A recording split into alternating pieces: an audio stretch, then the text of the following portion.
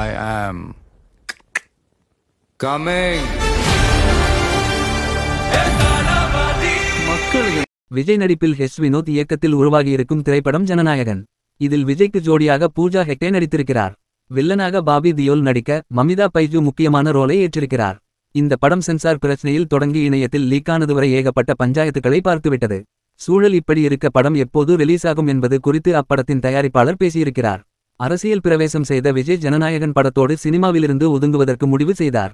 இனிமேல் தங்கள் தளபதியை ஸ்கிரீனில் பார்க்க முடியாது என்பதால் இந்த படத்தை ரொம்பவே எதிர்பார்த்திருந்தார்கள் அவரது ரசிகர்கள்.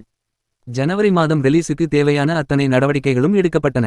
ஆனால் சென்சார் அதிகாரிகள் சான்றிதழ் தர மறுத்துவிட்டதால் ரிலீஸ் ஆகவில்லை. இதனை எதிர்த்து கோர்ட்டுக்கு சென்றது தயாரிப்பு நிறுவனம். அங்கேயும் எதுவும் பாசிட்டிவாக நடக்கவில்லை. அதனையடுத்து வழக்கு வாபஸ் பெறப்பட்டு மறு தணிக்கைக்கு படம் அனுப்பி வைக்கப்பட்டது. அப்போதும் அதிகாரிகள் படத்தை பார்க்கவில்லை. எனவே படம் இனிமேல் ரிலீஸே ஆகாதோ என்றெல்லாம் பயம் கொள்ள ஆரம்பித்தார்கள் ரசிகர்கள். இப்படிப்பட்ட சூழலில் அவர்களுக்கு மேற்கொண்டு இடியை இறக்கும் விதமாக முழு படமும் சில மாதங்களுக்கு முன்பு இணையத்தில் லீக்காகிவிட்டது. இந்த விவகாரத்தில் சிலர் கைது செய்யப்பட்டாலும் சான்றிதழே பெறாத ஒரு படம் லீக்கானது அனைவருக்குமே அதிர்ச்சியைத்தான் கொடுத்தது. அந்த விஷயத்தில் விஜயை தவிர்த்து அனைவருமே கொதித்து பேசினார்கள். ஆனால் விஜய் இறுதிவரை மௌனமாகவே இருந்தார். இதெல்லாம் ஒரு பக்கம் இருக்க விஜயும் தமிழ்நாடு சட்டப்பேரவை தேர்தலில் வெற்றி பெற்று முதலமைச்சராக பதவியேற்றுவிட்டார்.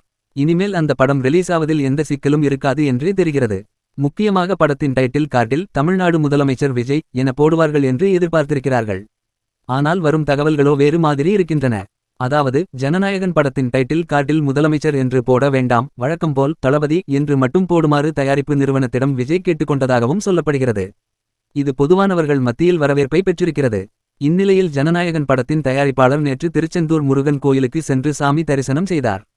அதனையடுத்து செய்தியாளர்களையும் சந்தித்தார். அவர் பேசுகையில், இந்த கோயிலுக்கு நான் முதன்முறையாக வருகிறேன். அமைதியை தேடி வந்திருக்கிறேன். ஜனநாயகன் படத்துக்கு இன்னமும் சென்சார் சான்றிதழ் கிடைக்கவில்லை. எப்போது வேண்டுமானாலும் கிடைக்கும் என்ற நிலை இருக்கிறது. அந்த சான்றிதழ் வந்த பிறகு ஜனநாயகன் படத்தின் ரிலீஸ் தேதி சொல்லப்படும். அது கூடிய விரைவிலேயே நடக்கவிருக்கிறது. சென்சார் சான்றிதழ் கிடைப்பதற்காக நாங்கள் காத்திருக்கிறோம். இங்கு நான் கடவுளிடம் ஆசீர்வாதம் வாங்க வந்திருக்கிறேன். மற்ற விஷயங்கள் பற்றி பேசுவதற்கு விருப்பமில்லை. விஜய் முதலமைச்சரானது எனக்கு ரொம்பவே மகிழ்ச்சி என்றார். இந்த மாதிரி நிகழ்ச்சி இதுக்கு முன்னாடி நிறைய நடந்திருக்குது. ஆனால் இதுதான் ஃபர்ஸ்ட் டைம்.